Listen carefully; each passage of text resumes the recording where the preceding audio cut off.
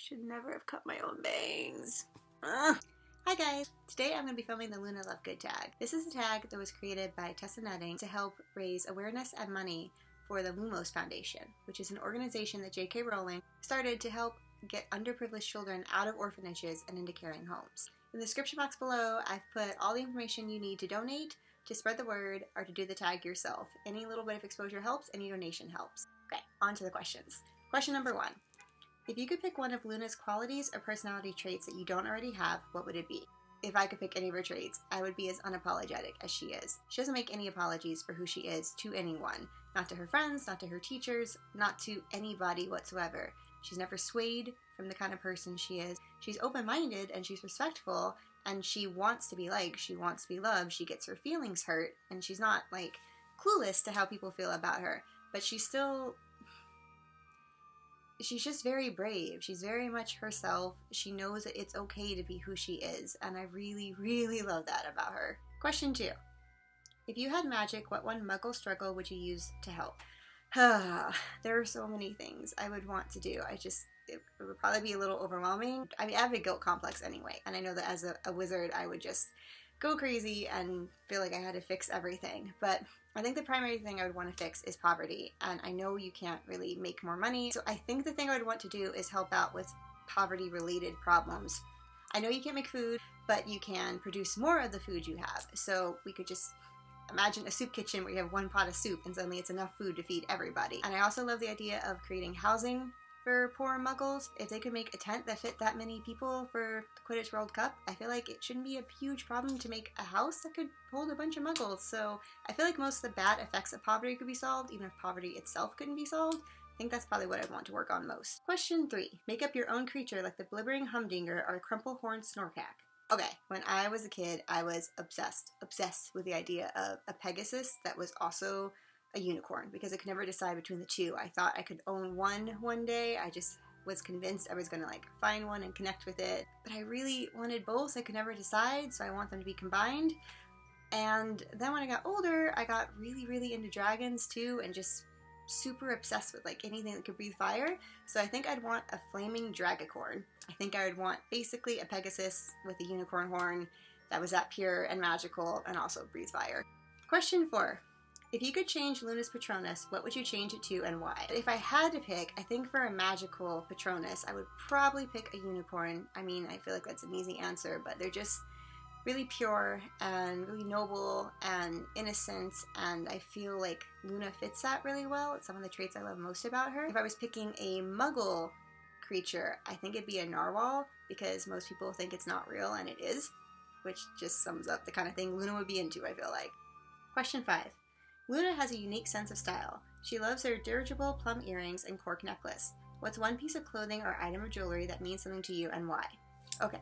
I am super, super, super sentimental. Case in point, I've slept with this bear panda pretty much every night since Christmas when I was 5. This glow stick bracelet, which does not light up anymore, obviously. It's been years since I used it, but I have taken this with me in so many places now. I wore this to a Star Kid concert in the summer a few years ago, and I was so scared. I have panic attacks, and I get terrified of the heat, terrified of crowds, terrified of traveling. It's all really, really hard for me, but I wanted to do this, so I got together with my best friend and a few other friends, and it was not easy. It was a very, very hard exposure for me, but it ended up being such a perfect night anyway. My friends were great and supportive and loving, and the concert was just unreal. It felt magical and really unifying and really beautiful, and every person I ran into was so nice. The other fans were great, the security guards were great, the merch people were great, just everyone was perfect, and it was just such a perfect night. I keep this as a reminder that perfect nights and perfect days are possible, even if they're very hard, even if I have to overcome something to try to do them. Question 6. Luna loves pudding. What's one Hogwarts food you wish you could try? There are so many answers to this. I probably read over the sections in the books with Honeydukes or The Feast more often than almost anything else. I just read them over and over again because I love the idea of all the variety of food, particularly all the variety of potatoes and desserts. But then I feel really guilty about house elves, so I don't really know what I would do. But if I had to pick one thing, it would definitely be butterbeer. I know that's probably the easy expected answer, but I think it's because we all want it so badly, and I don't think anything that's been created yet matches that. Like, I haven't been to the Wizarding World of Harry Potter, but everyone I've talked to who's tried it, it just doesn't sound like it does in the books. It sounds great, but it doesn't sound like butterbeer, and I really want to try that. The other thing I want to try is treacle tart, and I know I can make treacle tart. I've looked up 1,000 recipes. I've tried to make stuff before with it, but there are so many variances in the recipes and so many different ways to make a treacle tart, and I want to know exactly what Harry's tasting. Like, I want to know exactly his favorite kind of food. So that's another thing that'll be high up on my list. I want to know, like, exactly what Harry wants. For some reason, I need that level of detail in my life. Question 7. If you could cross Luna over into any other fandom or universe, which would it be and why? I thought about this one longer than I did any of the other questions. It's just,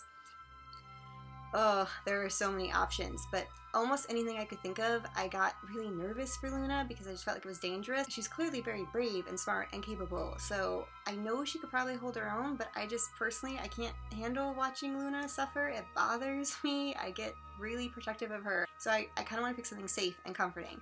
And when I think safe and comforting, the first thing I think of is Gilmore Girls. The minute I pictured Luna there, I could just see it so easily.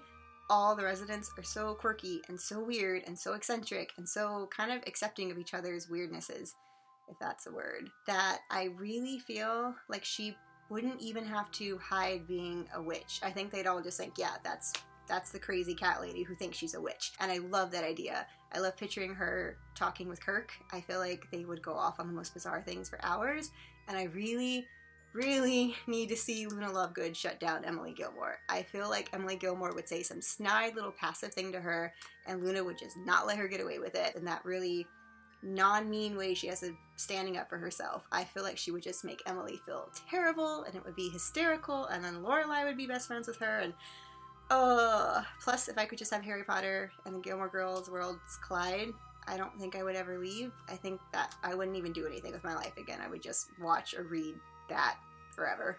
Question 8. If Luna started a cause like Hermione's S.P.E.W, what do you think it would be for? I can't imagine that Luna wouldn't be a vegan. I just can't. She's so into animals, and she's so empathetic, and she's so compassionate, and she's also so logical and rational that I just feel like she wouldn't think it was logical or rational or kind to eat an animal. And I also think she would feel really strongly about it, and I don't think she would hide her opinions on it. I think she would fight really hard for that. Question 9. If Luna were a muggle, what profession do you think she'd be in? I think she would be a cryptozoologist. I think she would just not accept that these magical creatures weren't real.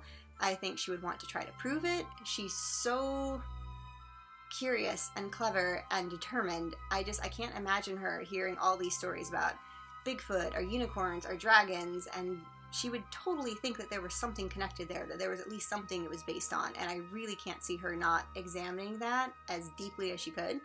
And a lot of people don't take cryptozoologists seriously, and I don't think she would care about that whatsoever. She would be like, whatever, I want to go to school and I want to study dragons, and you deal with it. I think she'd have a lot of fun doing that. Question 10. What does Luna Lovegood mean to you? This is a hard thing to answer because it's hard to answer what Harry Potter means to me, period. Anything in that world. It's kind of everything for me. Luna, she's just such a brightness in the world, and I feel like as Harry's world got darker, Luna was just this really needed sense of optimism and faith and hope and courage, and she's just so self-assured and not in a cocky way like Harry can be, or even Hermione or Ron do that, but Luna is just very grounded on top of being fanciful, and I feel like Harry needed that. I feel like they all needed that. Like, they needed something light and beautiful, and I feel like we needed that as readers too, and we need that just in the muggle world. We need more hope and more optimism and more faith.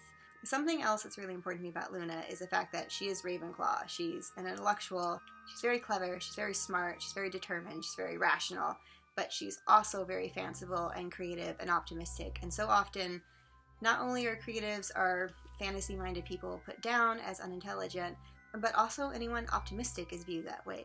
Optimism is so often treated like something you can only practice when you're young and naive and you don't know any better yet. I really love that she is clever and smart, and that she values intellect and fact above everything else, and yet she still is this optimistic. And I think that is such a beautiful message and something everyone needs Something Harry needed and something we needed.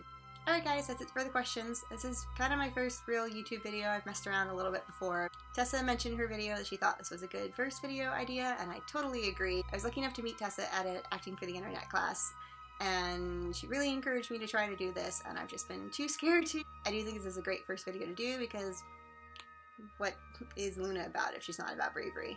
If you guys are into Harry Potter and activism, I totally recommend giving this video a try. The tag is so much fun. It's just, I love any excuse to dive into really examining one character. It's the best. I'll be trying to put up a video every week.